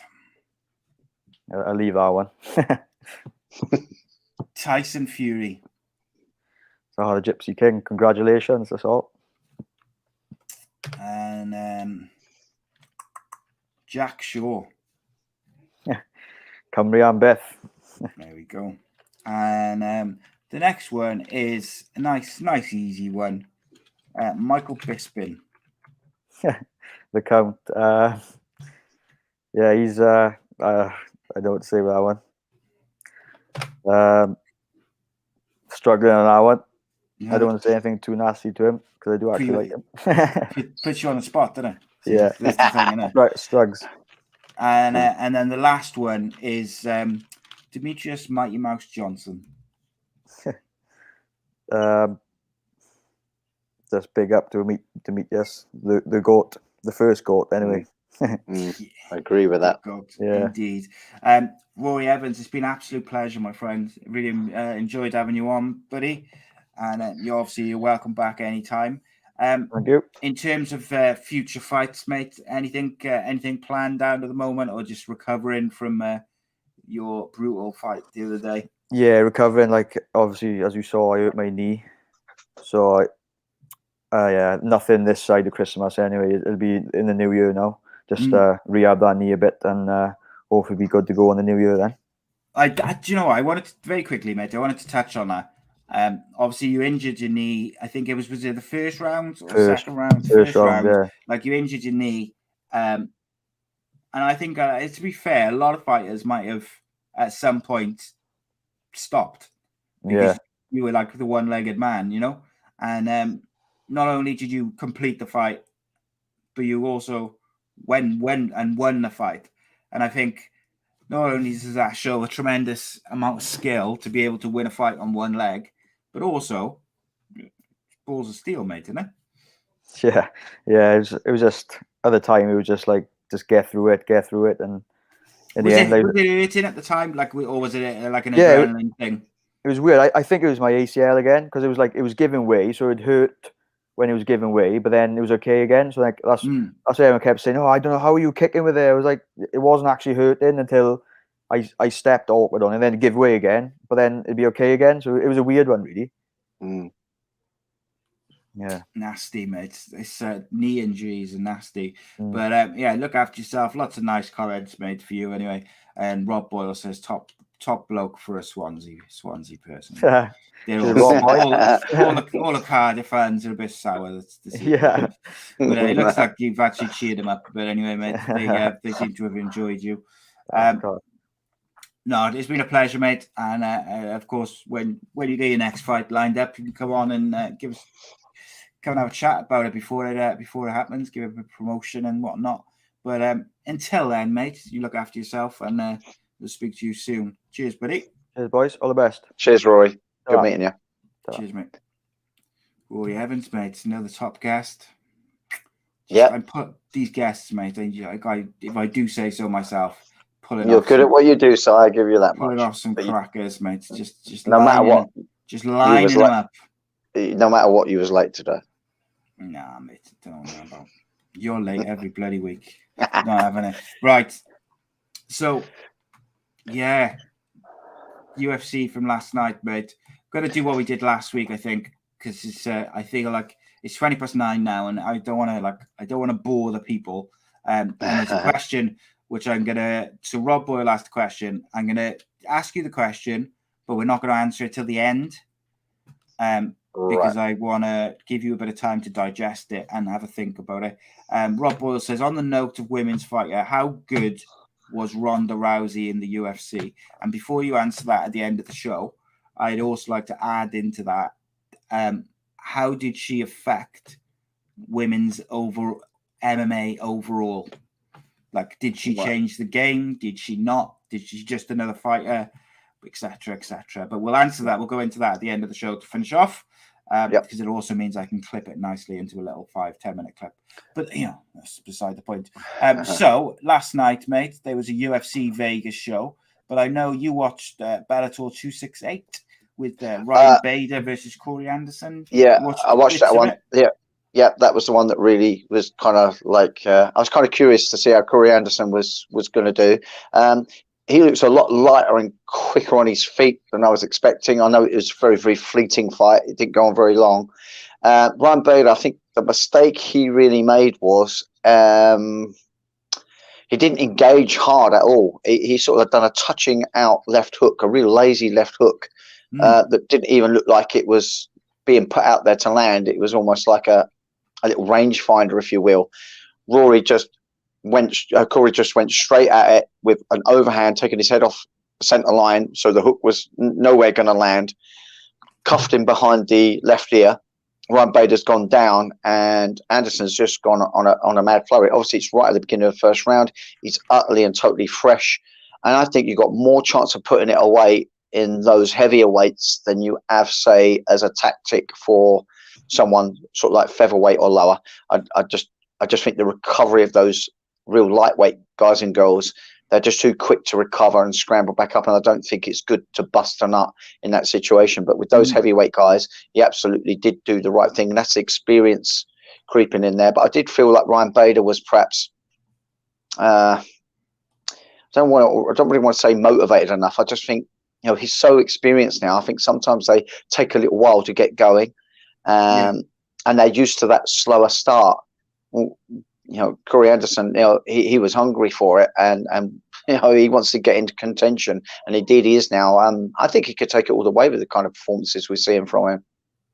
He's it's Ryan Bader. Like, for a while there, he was dominating in Bellator, and he had 2 belts, didn't he? Yeah, he did. Yeah, he's doing ever so well. He was doing very, very well, but Corey Anderson has kind of put him in his place. That was the one semi-final. And obviously the second semi-final was between Vadim Nemkov and Julius Anglicus, with Nemkov picking up a victory via a Kimura. But Nemkov versus Corey Anderson, mate, is quite a tasty final for your light heavyweight. Yes, it is. Yeah. Nemkov, if they've ever fought before. I thought they had fought before, but Nemkov's he's racked up a few old fights on other promotions, hasn't he? Before he come over to Bellator, I believe. He's been around. But Nemkov's really, really good, very well rounded. Corey Anderson's got that size advantage, but Nemkov's not a stranger to dealing with people bigger than himself. Indeed, like that Anglicos, I think I'm pronouncing his name right. He's a big guy, man. He had considerable height advantage. 6 foot, isn't he? He's not very big at the weight, but he does have cardio for days because of it. He's probably not cutting hardly any weight whatsoever, and he goes at the same pace all the way through. And as those rounds tick by, suddenly that pace seems quite fast for the other competitors, and he started to run away with it against Anglicus. Just started really smashing him on the ground. He kept on getting like crucifix style positions. Anglicus, he showed vulnerability there on his back. He was sometimes a little clueless almost. It wasn't like he didn't have the energy to do what was needed to do to get out of some of these bottom positions that he was in, because he's got that size advantage as well. He just technically didn't have the know-how. Really showed some vulnerability there. But Nemkov, he was up against what he was up against. On the feet, didn't look so convincing, but I think maybe that was the size that was to play there. But certainly when he got on top and got grappling, yeah, he looked head and shoulders above the competitor. So yeah, it's going to be an exciting one. Exciting one. Nemkov is on a 9-fight win streak, 8 of those in Bellator, so he's 8-0 in Bellator. He also beat Ryan Bader a couple of fights ago, and he's beaten Phil Davis twice. He's beaten Rafael Carvalho. I mean, that's a set of names right there. Big names there. So if Corey Anderson thinks he's going to go in there and start him, I think he needs to be very careful, because I think Corey Anderson's come into Bellator and looked very, very good. But I think if Corey's going to win, he's got to be wary, haven't he? I think. Yeah, I think the only way Corey can win is by stoppage of some sort. He has to stop Nemkov. I just think over 5 rounds, as soon as it starts going into the latter rounds 3, 4, and 5, I think it's Nemkov's all day. I just think he'll start landing too much on Corey, unless Corey can really control and get some top ground players. A big guy, 6'3", a solid heavyweight guy. I'm sure he heavyweight guy. I'm sure he cuts a fair bit of weight too. He could lay and pray if he get top position on Nemkov for any meaningful amount of time in the first 2 rounds. That could help him ride through the championship rounds. But I think initially my prediction is going to be that Nemkov will start running away with it in latter rounds 3, 4, and 5. So Corey Anderson's lost 4 of his last 9 fights in the UFC, and then he's come to Bellator and he's stopped 3 people on the bounce, stopped them early. So he's going to be full of confidence. He's had 3 fights since November the 5th in 2020. So he's been quite active. But they've all been quite short fights. Whereas Nemkov's had a couple of decisions, couple of finishes. He's on an 8-fight win streak. He's a very, very dangerous opponent, I got to say. Yeah. Big fan. Look, there was a couple of other fights on Bellator's card which I was really interested in, and like for guys I know who are watching in the chat and stuff, who want to like catch up on some of these fights, go on the BBC iPlayer and watch the Bellator. 268 card. Some really good fights on there. Free BBC iPlayer. But we'll just leave it there for the Bellator one, mate. I think for tonight. We'll switch over very quickly to the UFC to finish us off. So we had UFC Vegas or Fight Night, whatever they're called, the UFC Vegas 40. Very quickly, Danny Roberts, the Brit, on the prelims, mate, won via a split decision. It was a war. A bit closer than we thought it was going to be, perhaps. But I think that's a good win for Danny Roberts, because, like you said, that was a brutal fight, a war of attrition. Yeah, it was. When you pick up those close victories, they can be just as satisfying as a 30-second minute start. No, it was it wasn't a straightforward affair for him, but in that was being such a tough fight, both striking, wrestling, and ground. There was kind of a bit of a mix of all things going on, and the fact that the pace was getting pushed hard. He was getting marked up in the fight as well, and we got to see a lot of what he's capable of, and a lot of what he's able to take as well. Because, like I say, it didn't all go his own way throughout that match. It was a great scalp to put on his resume as well. So onwards and upwards for Danny Edwards. It's kind of exciting times for him, and being a southpaw as well, a natural southpaw, I think that poses some problems for certain stylists. He seems to make that work well for him as well. I thought he was really impressive. Like Gaz has said there, thought Danny Roberts showed so much heart, chin, and skill. Yeah, agree. And I think that says a lot. It's not just that he was like able to take the shots and it was a war. Like, he showed a lot of skill as well. We knew he had, he's got some good striking behind him, and he's a good fighter. But we talked about Paddy having to go through some adversity, and Jack Shaw recently they had a bit of adversity, but their quality shone through. And same for Danny Roberts, I think, mate. Just because maybe he hasn't got the same like perhaps following or whatever you want to say from the Scousers or from the Welsh people. Like, he was very, very good, and I thought it was an impressive, accomplished performance under a lot of pressure.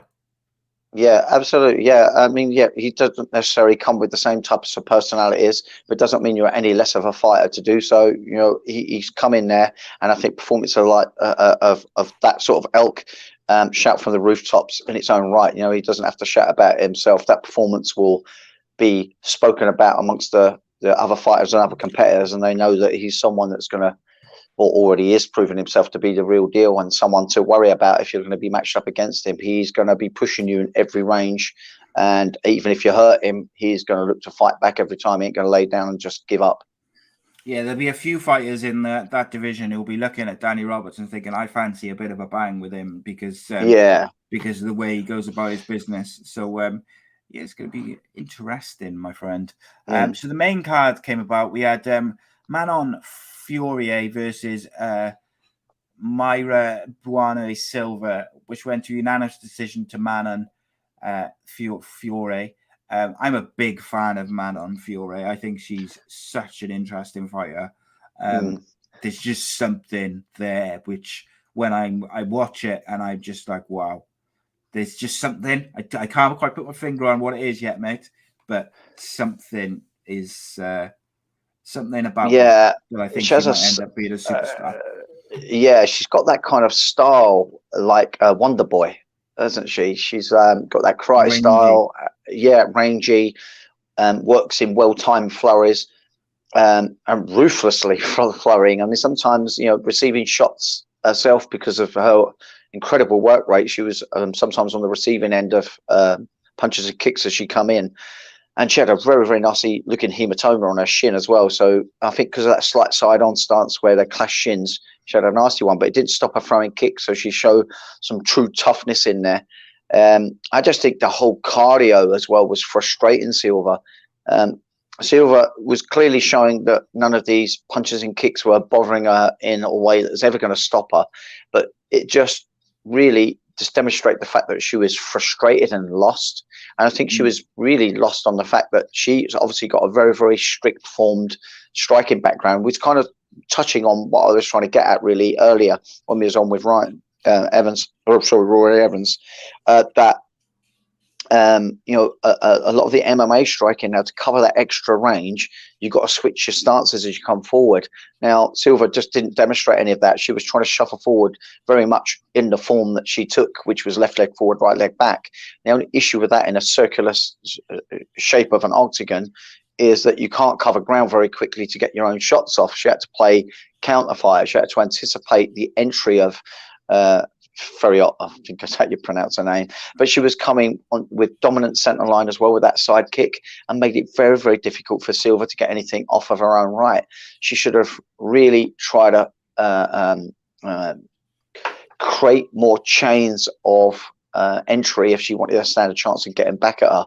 But yeah, it was an impressive performance. You're absolutely right. Look, she demonstrated wrestling as well. She didn't need to. She was winning on the feet. But she was shooting in, mixing it up with the takedowns as well. It was to behold the whole performance.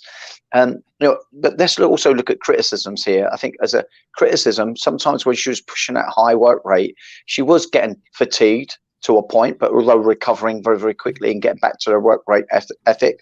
But she was sometimes ducking her head very wide and very low. And sometimes pushing away to disengage from the clinch, and again dropping her head very, very low. You know, against a more experienced girl with a different skill set, that might not work so well. So maybe they got to work on that little aspect. I think she was so far ahead on the strikes. I think maybe she could have tidied down and toned down the flurries, toned down their work rate with a little crisper work rate, and maybe pick and choose in her little flurries and being more tactical about her approach instead of working so hard throughout the whole match. Yeah, I think that's a fair shot, mate. Next up, Eric Gonzalez versus Jim Miller. This one didn't last too long. We said, I think we both went for Jim Miller in this one. No, I went for Jim Miller. You went against him. Nah, you can look back.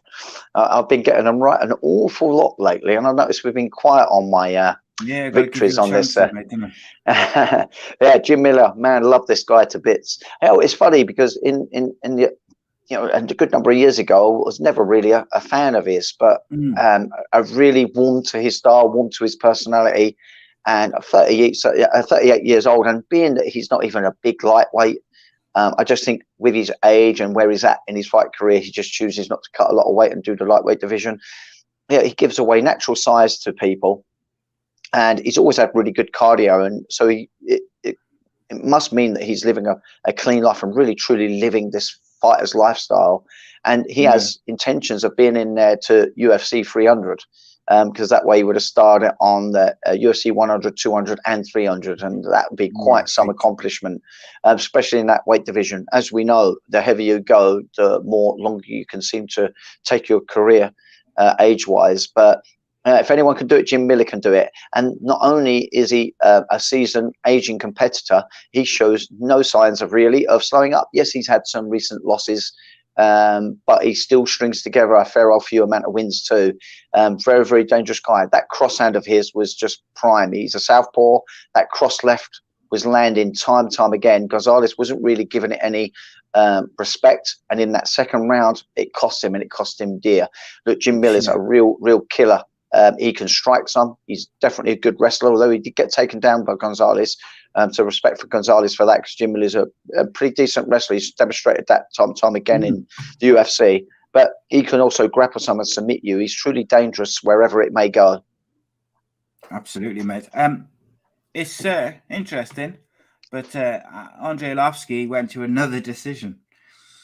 Oh, yeah, by the way, this was another prediction of mine that I got right. Just saying. You go to another decision. He's been recently. Yeah, but come on, this guy's in his 40s, and wow, he's been around for so long. We're talking about Jim Miller.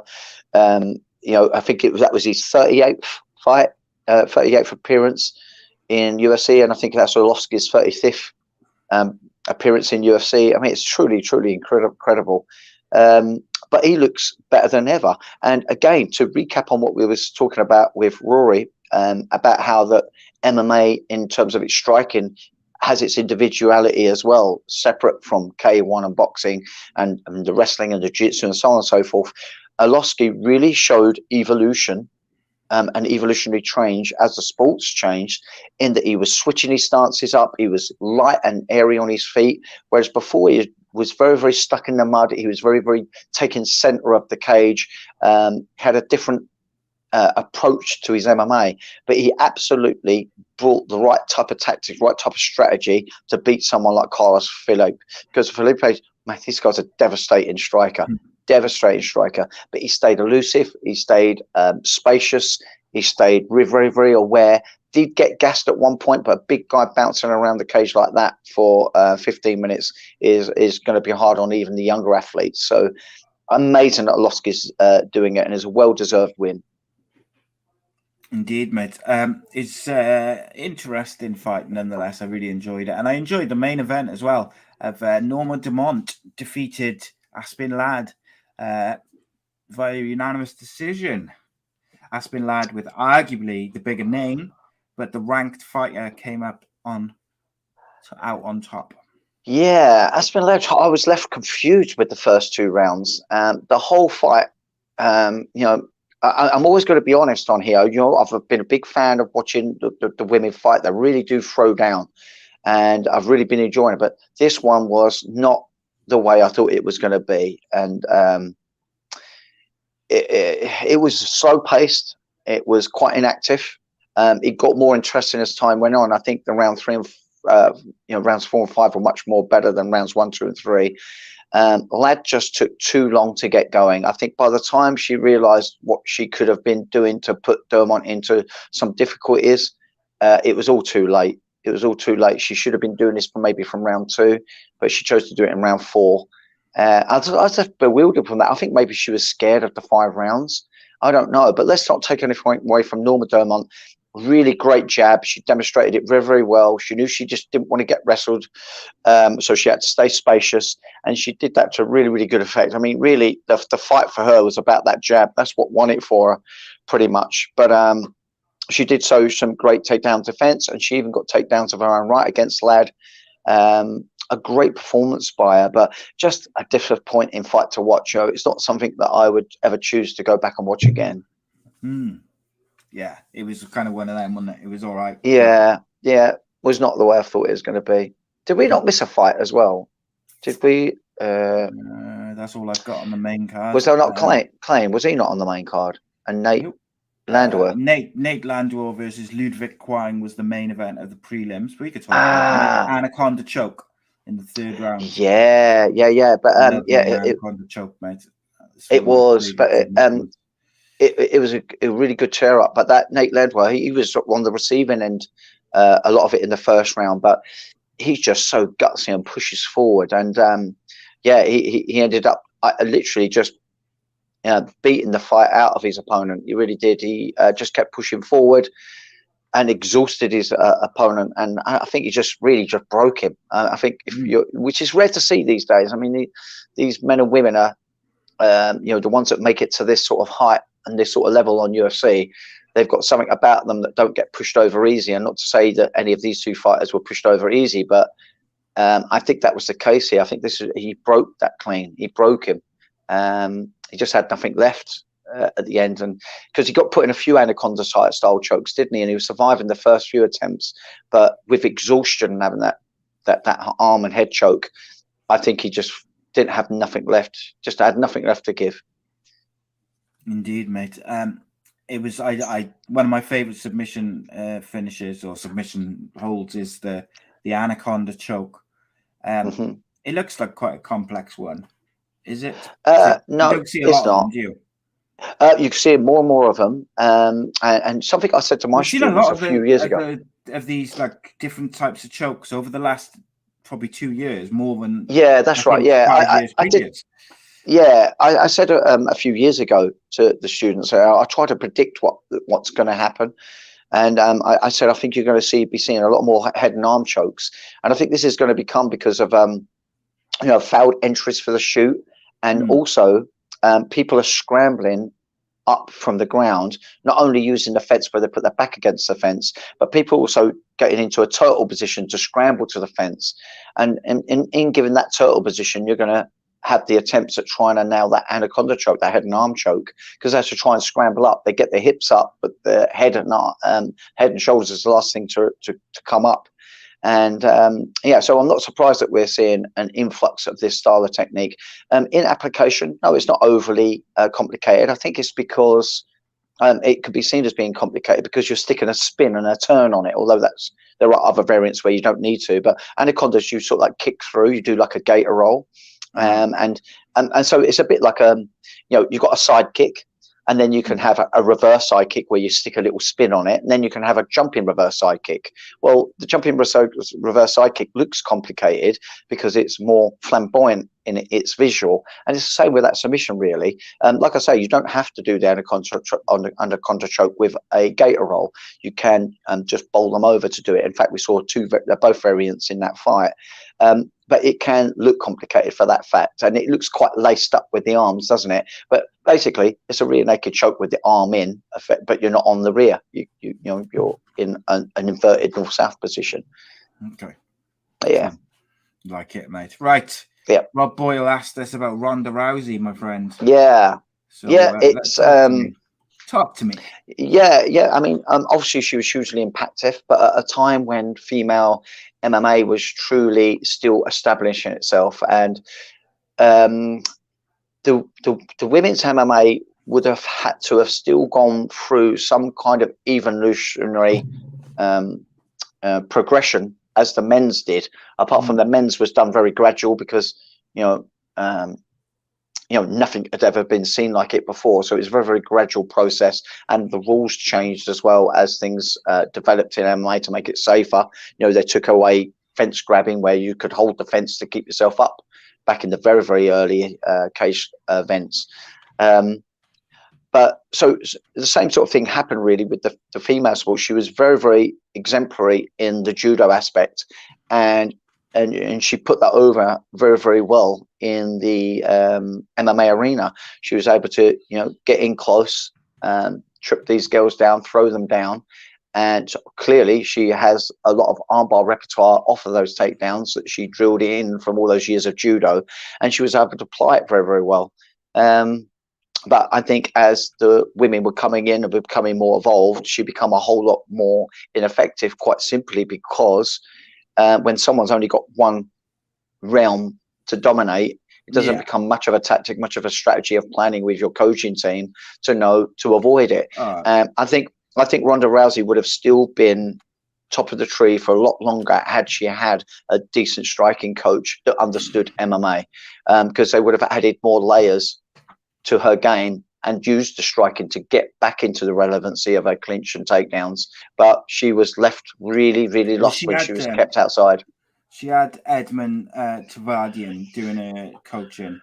And look, he's a joke of a guy. Yeah, but you know, like when it comes to grappling and things like that, he's a sixth Dan black belt in judo, and he's got grappling under the Gracies and all these different people. Like he's got that skill set, but he was coaching her striking, and it was shocking. It was shocking. As soon as Amanda Nunes come along and Holly Holm and people who were dangerous quality strikers, she didn't have an answer. No, she did not. Because if she couldn't get hands on people to throw them out, she did not have an answer. However, what I will say, Rob, is she did change the game in terms of how people viewed female fights.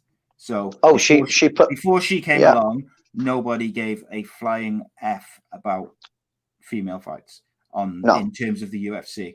Whereas now they're some of the most exciting fights. I say that, however, the last couple of weeks haven't indicated that. But on the whole, the women's fights are normally pretty good. Particularly the big name fighters. The last 2 weeks of UFC. So I'm Rick in the UFC in the YouTube chat says, let's be real, boys. The UFC was horrible the last 2 weeks. 3 women's fights last week, 4 women's fights this week, almost no named fighters. But he says, I have a serious question. If you read the chat, he says, UFC is like 10 fighters over 40. What do you draw from that? So before you answer that, obviously I was very critical of Bellator previously because they had so many of these aging fighters that I felt like it was not something which I wanted to watch. They over the last 18 months, they've amended that a little bit by signing Khabib's cousin. They signed Brett Johns. They signed a few other younger fighters, and they're doing a pretty good job of building some new names, some new stars. But there's still work to be done. Is UFC in danger of doing the same thing, in your opinion, Dan? Or do you think there's enough young talent in there to weigh it up? Yeah, I think, seeing fighters in their 40s is an ever increasing, dying thing to see. I just don't think it's going to happen in the coming years. Off the top of your head, Dan, any of those fighters over 40, any of them like fighting at the very top? No, not really. Not any longer. No, not any longer than they're sort of drifting out of the top 15. I'm trying to think if there's any like really up there. So you've got Fabrico Verdum.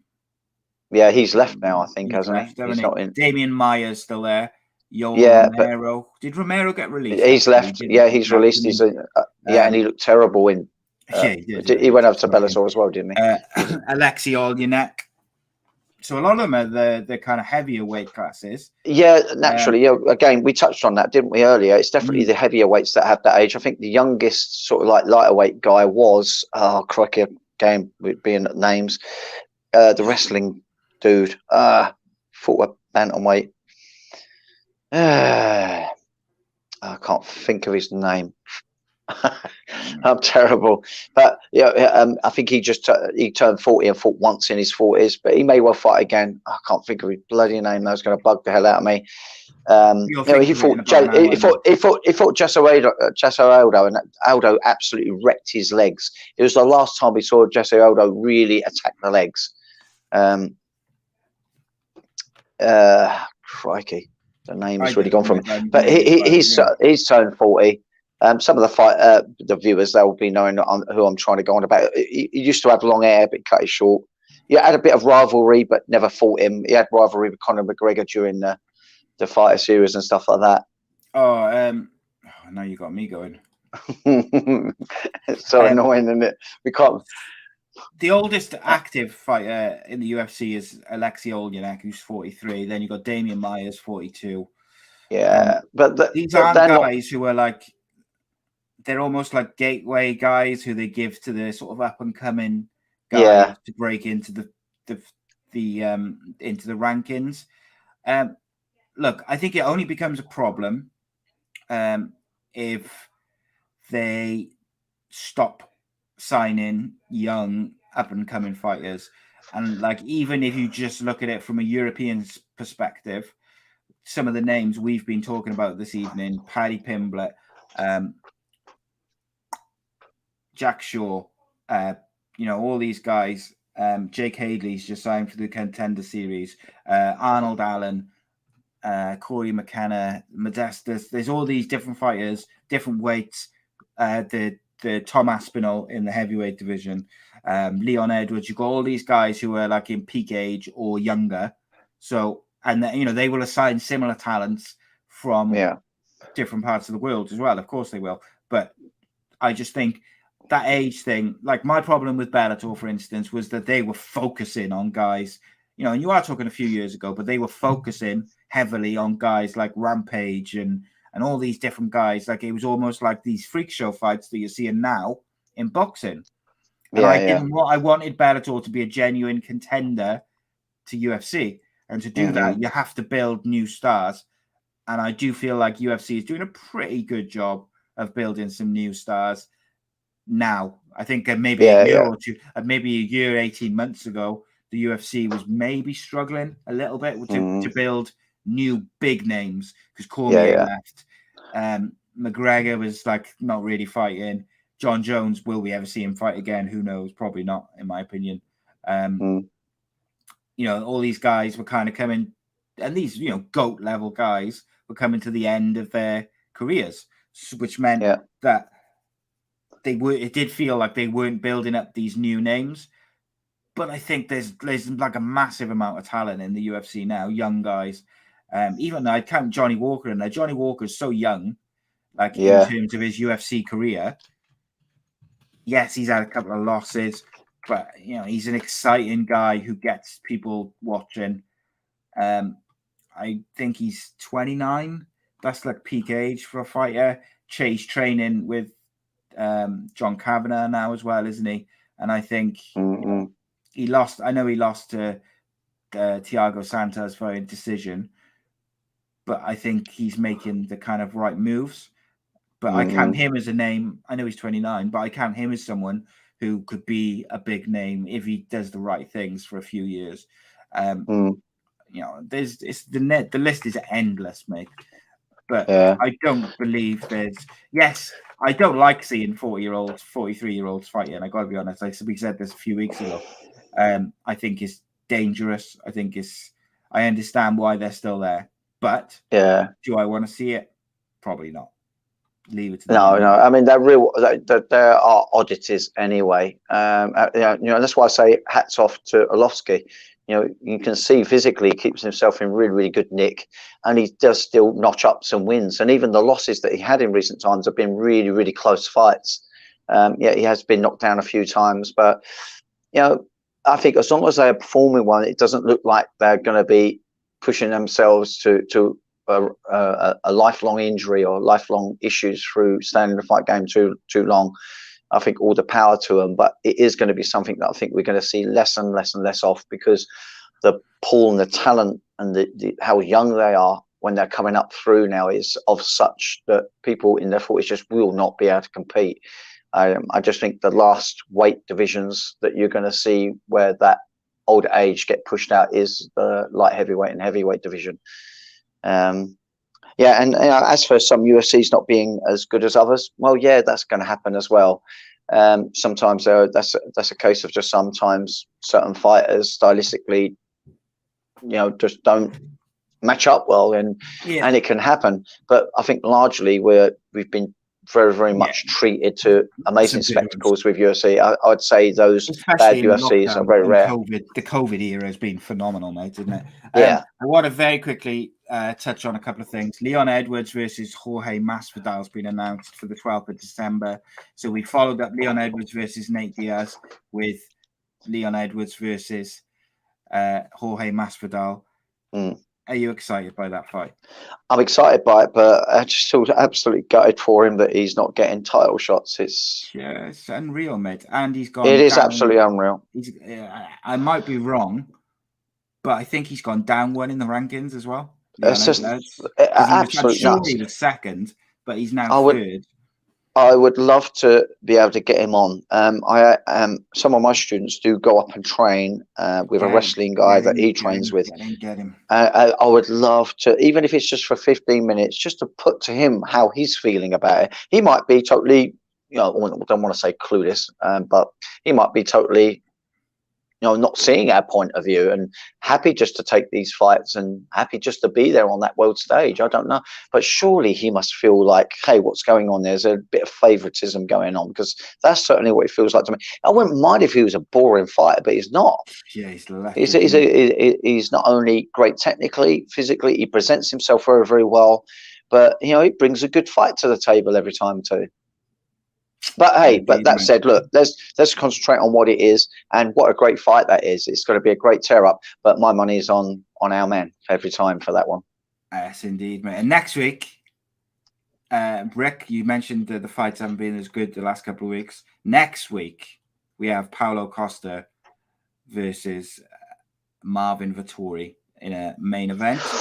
That's going to be good. And we have Mason Jones, previous guest on the show, friend of the show, is on the prelims for his second fight in the UFC. And if you saw his first fight in the UFC, then amazing fight. It's going to be an absolute banger. He has got, he's going to have something, he's going to feel like he's got something to prove. I don't think he's got anything to prove, but because I think he showed so much in that first fight.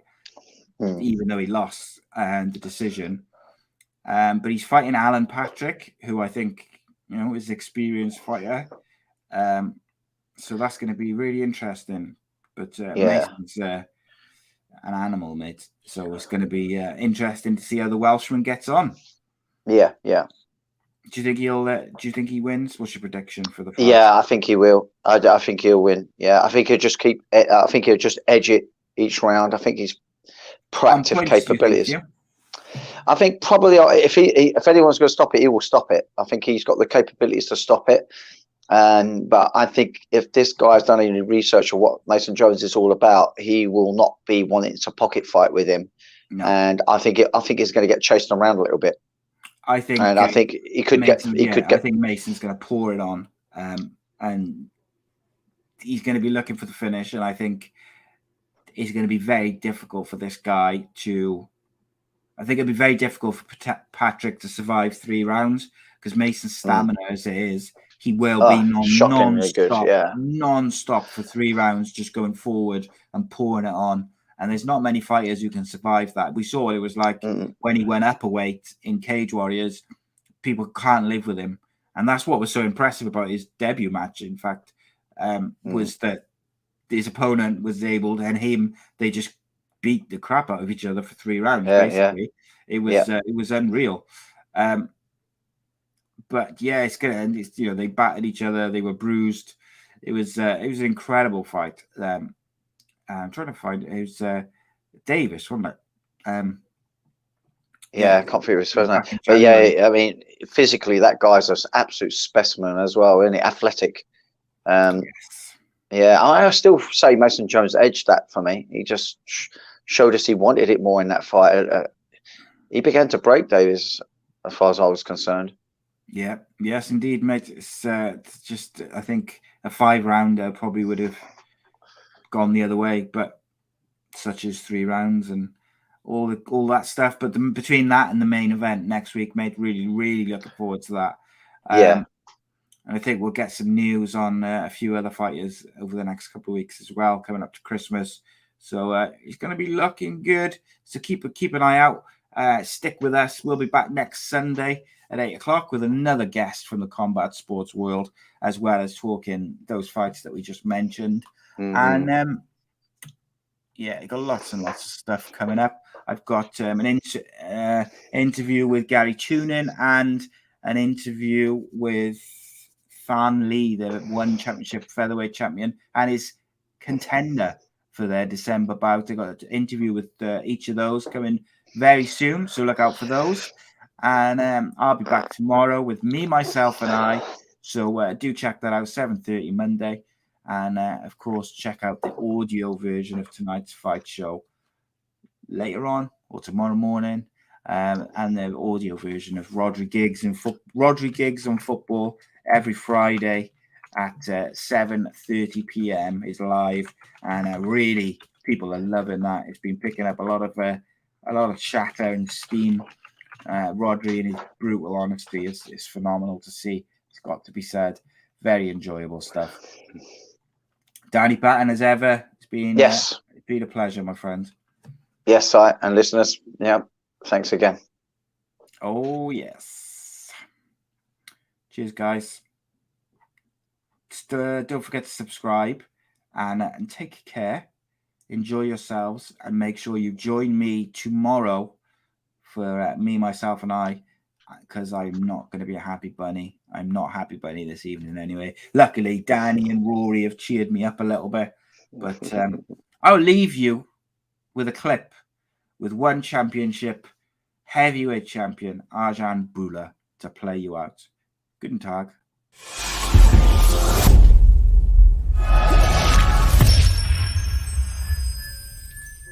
That's what it is. And yeah, before we go get more gold in the cage, I'm looking to get gold in the pro wrestling arena, in the squared circle. And I'm hoping sort of September-ish, we've got something firmed up, which is just around the corner. So excited, been patiently waiting to get busy again. I'm fascinated by that.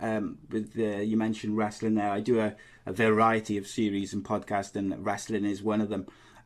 Is there like a particular company which you're looking to work with, or can you not say? There's two leading ones. Wrestling's never been hotter because of what these two companies are doing. Obviously, WWE, and All Elite Wrestling, AEW, which is on TNT, just like One Championship, was just announced a deal for India just a couple of weeks ago.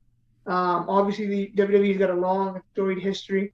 They're always there, but they brought back SummerSlam was this weekend. They brought back Becky Lynch, the Man. They brought back Brock Lesnar.